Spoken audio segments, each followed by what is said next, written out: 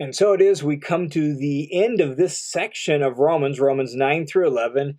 We will be looking here in this recording at 11:25 through 32, the final paragraph in this long sustained argument that began in chapter 9 has worked all the way to this point. And this paragraph is really a summary of Paul's argument in this whole section, 9, 10, and 11. And so it doesn't introduce any real new ideas per se.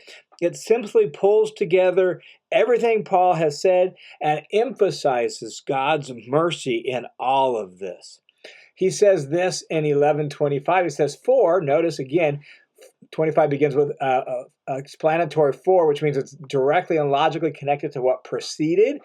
We broke it apart because of time and length of recording, but it's directly connected. So he's finishing his really summarizing the argument here. For, I don't want you, brethren, to be uninformed of this mystery. This mystery in verse 25 here is what he's been explaining in the preceding paragraphs. It's summarized in what follows as a partial hardening has happened to Israel as the Gentiles are coming in. And so this mystery is why so many Jews are rejecting the gospel. What's the state of those Jews and what's the future state of those Jews? And it all has to do with the gospel and faith in Jesus as the Messiah. So that's the mystery. I don't want you to be uninformed of this mystery. Just think back to the preceding paragraph or two, so that you will not be wise in your own estimation. Remember, he said there in the middle of chapter 11 that he is speaking to you Gentiles. He doesn't want you to be arrogant or conceited towards the Jews, even those Jews who haven't believed. I don't want you to look down on them. I don't want you to think you're better than them. I don't want you to think you owe everything to the Jews and their Jewish heritage if you're a non-Jew. And so don't be wise in your own estimation. And so he states now here the mystery in summary that a partial hardening has happened to Israel until the fullness of the Gentiles has come in. What does he mean by a partial hardening of Israel? Well, it's what he has explained up above, that there is the remnant and the rest. And so a partial hardening is part of Israel has been hardened. Not all of it, because there's some Jews who have believed in the gospel. There's that faithful remnant. But there has been part of Israel that is hardened, that has been resistant to the gospel. Paul noted this in verse 7 where he said, you have those who have believed and have been faithful, right? They have obtained salvation by faith in the righteousness of God, and the rest were hardened. Well, that's what he means by a partial hardening here, is that the rest were hardened. So part of Israel has been hardened. And Paul says that this hardening will last until the fullness of the Gentiles has come in, until the full number of Gentiles has come in. And so when does that happen? Well, that happens at the end of time when Jesus returns. And so part of Israel is going to be resistant to and unbelieving of the gospel all the way up until the very end. And so for the whole history of the church, for the entire church age, from the first coming of Jesus till the second coming of Jesus, part of Israel is going to be hardened. It's just the way it's going to work. You're always going to have the remnant and the rest. And then Paul says in verse 26, and so all Israel will be saved. Wow, that statement has generated so much ink and so much controversy. But I think if you read it in the full context of 9, 10, and 11, it's pretty clear what he's talking about. So just to clarify a couple little details. First, the word so, and so all Israel will be saved. Not then. It's really important we pay attention to a little tiny word like so. He doesn't say, and then all Israel will be saved. So it's not like Israel's going to be partially hardened. Once all the Gentiles that are going to come in have come in, at that point, then a bunch of Jews are going to be saved. There's no sequence with so, all right? So he doesn't say and then, he says and so. And the word so, hutos in Greek, means in this way, in this manner. And so all Israel will be saved in what manner? Well, in the manner he's just described. By coming to faith in Jesus Messiah, being grafted back onto the olive tree, right? The family tree. That's the manner he's described. That's the manner he's explained in chapter 10. There's one way to be saved for Jew and Gentile alike, and it's by putting your faith in Jesus as Messiah. And so there's always going to be the remnant and the rest, clear up until the end of time. And it's going to be in this way that all Israel is saved. All Israel is going to be saved with part of Israel being hardened, part of Israel believing. And when he says all Israel, you've got to hear Romans 9:6 echoing in your mind, because that's what started this whole conversation. They are not all Israel who are descended from Israel. Now, Paul has worked really hard to explain all of that, deal with the implications of all of that. And now what we see is, oh, I get who all Israel is. I've listened closely to Paul in chapter 9, chapter 10, and the first part of chapter 11. I get it, Paul. All Israel equals the faithful remnant of Israel, the believing remnant of Israel, now that Messiah has come. That's who all Israel is. It is that faithful remnant throughout time, and particularly in Paul's day and ours, the faithful remnant who has believed that Jesus is the Messiah. That's who he's talking about. And so, in this way, all Israel is going to be saved. You will know who all Israel is because they are the ones who have put their faith in Jesus as Messiah. That's how they're going to be saved. So, Paul has told us that they're not all Israel who have Jewish blood flowing through their veins. He's told us in chapter 10 that Israel has been rejected because they rejected God and what God is doing in the Messiah. He's told us that the means of salvation for both Jews and Gentiles is the same. It's faith in Jesus. We got that in the paragraph right before this. And therefore, what he's not saying very clearly in Romans 11:26 is that every Jew is going to be saved simply because he's a Jew. He's just not saying that. Paul doesn't believe that. He's made that very clear in these chapters. He means by that the best understanding of all Israel in the whole context of 9, 10, and 11 is a believing remnant of Jews, a faithful remnant of Jews. I admit the possibility that it could be all Israel in the sense of Jews and Gentiles combined into one new people of God. That's possible, and Paul does use that idea somewhere. I think that's what he means by the Israel of God in Galatians chapter 6. I just think in context here, it's probably better to understand the phrase all Israel referring to all believing Israel. He's been pretty precise about that all throughout these 3 chapters. Paul then goes on in the second half of verse 26 and through verse 27 and says, and this way of Israel being saved is actually in keeping with Isaiah 59, 20 and 21, which states that a deliverer will come from Zion. Paul quotes it as this. He says, the deliverer will come from Zion. He will remove ungodliness from Jacob.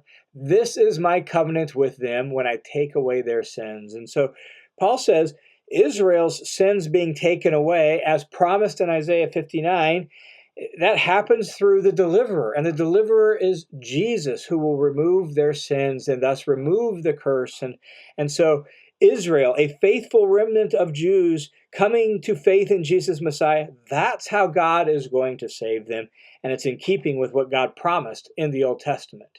And so then Paul takes, at this point in verses 28 and 29, and he really draws out a very specific, clear application for his original audience of his day. This is what Paul has had to wrestle with and had to deal with, is the hostility from Jews towards him as he preached Jesus Messiah. And so Paul draws out an implication and an application directly pertinent for himself and for his original audience. He says this. He writes in verse 28, so from the standpoint of the gospel, they, meaning they Jews, are enemies for your sake. They're opponents. They're hostile, right? Like they're hostile to the gospel, and thus they're hostile to believers in the gospel. They've been hostile towards Paul. They've been hostile towards his churches. You read the book of Acts, most of the conflict that's stirred up against the believers in Paul's churches that Paul planted has been caused by the Jews. So that's what he's dealing with. From the standpoint of the gospel, they're enemies for your sake, but from the standpoint of God's choice, that is from the standpoint of election, the standpoint of God's plan, they are beloved for the sake of the fathers. And so for the Gentiles listening on this, and even for Jewish believers who might be having problems with fellow Jews who have rejected the gospel, it's like that tension, that hostility, it's real, but it's as a result of the gospel, right? And yet, because of God's election, they're beloved because of the fathers. They're beloved because of that holy root, this story that began with Abraham and worked its way through Isaac and Jacob and up through Moses and through David and down to the present day, that faithful, holy word of promise that has moved forward. The Jews are beloved because of that.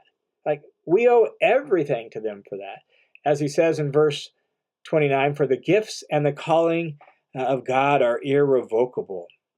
And the idea of irrevocable means, according to Bauer and Gingrich, a Greek dictionary, says not to be regretted. That is not something to be taken back. God's not going to take back his promises to the Jews. He's not going to take back what he began with Abraham and the Old Testament story. God's not going to take it back. There's no takebacks here for the Jews.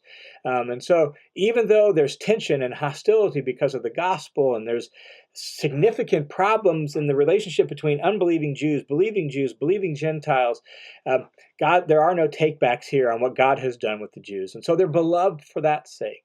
And Paul goes on in verse 30 and says, for just as you were once disobedient to God, but now have been shown mercy because of their disobedience, right? Like their disobedience in putting the Messiah to death and in rejecting the gospel. Sometimes very tangibly in Paul's ministry, Paul would go to the synagogue, preach to the Jews. When they rejected it, then Paul would immediately go to the streets and start preaching to the Gentiles at large. And so, like, their own disobedience, putting the Messiah to death, rejecting the gospel, has actually led to you experiencing the mercy of God. So he says in verse 31, so these also now have been disobedient, these Jews have now been disobedient, that because of the mercy shown to you, they also may now be shown mercy. And so the hope is that they will come to faith in Jesus and they will experience God's mercy as well, so that they too can get in on the great gifts of God's mercy, because this whole thing is a result of God's mercy. Gentiles are in because of God's mercy. Believing Jews are in because of God's mercy. Jews who have not yet believed but someday will get in because of God's mercy. It's all of God's mercy. So verse 32 says in grand culmination, for God has shut up all in disobedience, that he might show mercy to all. Doesn't matter whether you're a Gentile or a Jew, you're in because of mercy, which means there's no place for a superiority complex. There's no place for being conceited or being arrogant, as Paul talked about up above. We're all in because of mercy. So let's show mercy to each and every person who comes in. With that, then, Paul ends with just this moment of exuberant praise as he's thought through all this, he's retold the story of Israel. He's shown how God in his great sovereignty has worked all of this out, and he's done so on the basis of his mercy.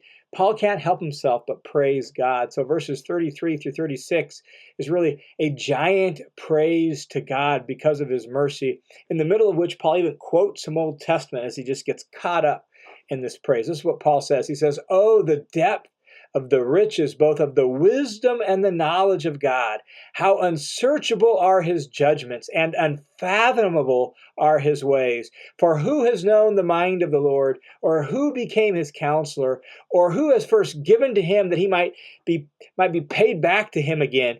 For from him and through him and to him are all things. To him be the glory forever and ever. Amen. And so when Paul looks back on this grand epic narrative, this grand story of which Israel has been a part, and now he himself gets to play a significant role, and the Gentiles are coming into, as Paul looks back over all of that, he is amazed at the sheer brilliance of God, the sheer wisdom and knowledge of God. Who has known God's mind that he would be the one that was going to instruct God, right? Or who first gave God anything that God had to pay? Nah, God doesn't know. And this is all from the wisdom and the brilliance of God. He ends in verse 36 by saying, for from him, that is from God, and through him, through God, and to him are all things. God is the source, the means, and the goal of everything that exists. He is at the heart of everything. So from him and through him and to him are all things. To him, to God, be the glory forever and ever. Amen. What a fitting doxology to conclude this section with, as Paul has just thought through the magnitude of what God has done from the beginning of the Old Testament story till the present day. And so let me end with just a couple reflections, concluding reflections that really are out of this section, but even more out of all of 9 through 11. The first is this: the need to believe. The need to believe. Those Israelites who are part of God's people at the present time are part of the faithful remnant. Those who now believe in Jesus as Messiah. So there's this need to put your faith in Jesus as Messiah to still be a part of God's family tree. Those Gentiles, we Gentiles, who are part of God's people, we're those who believe in Jesus as Messiah. And thus, it's all about faith, national identity, family heritage, right? Like, well, my grandpa was a preacher, and my daddy was a preacher, and my great uncle. It doesn't matter. What matters is your own dynamic faithfulness to Jesus, your own belief and faithfulness to Jesus himself, right?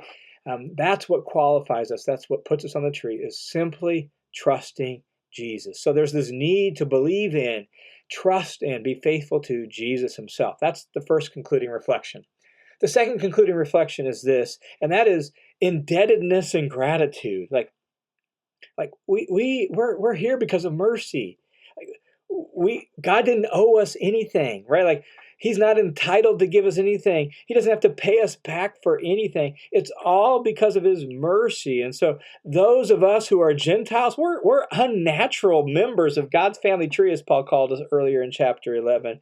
And we were grafted in later. We're Johnny-come-latelys into the family tree. And we depend on the rich root of the olive tree, Abraham, Isaac, Jacob, and that story through the whole Old Testament. We depend on all of that, the original people of God, the faithful ones under the Old Covenant. And we only stand because of our faith. We're not entitled. And Jews who are part of the family tree, they're there only because of God's mercy in the Messiah, and that God was willing to send his son to absorb the curse of covenant unfaithfulness and sin, so that they too could be released from all of that and be put back into a right relationship with God. So God's saving justice is all motivated by mercy. And so we live with this indebtedness and gratitude. Like, God, we're here only because you're good, only because you're faithful, only because you're wise, only because you're merciful. And we live with that humility that comes from, I have nothing I can give. I'm indebted to God for everything, and I'm grateful for his great mercy.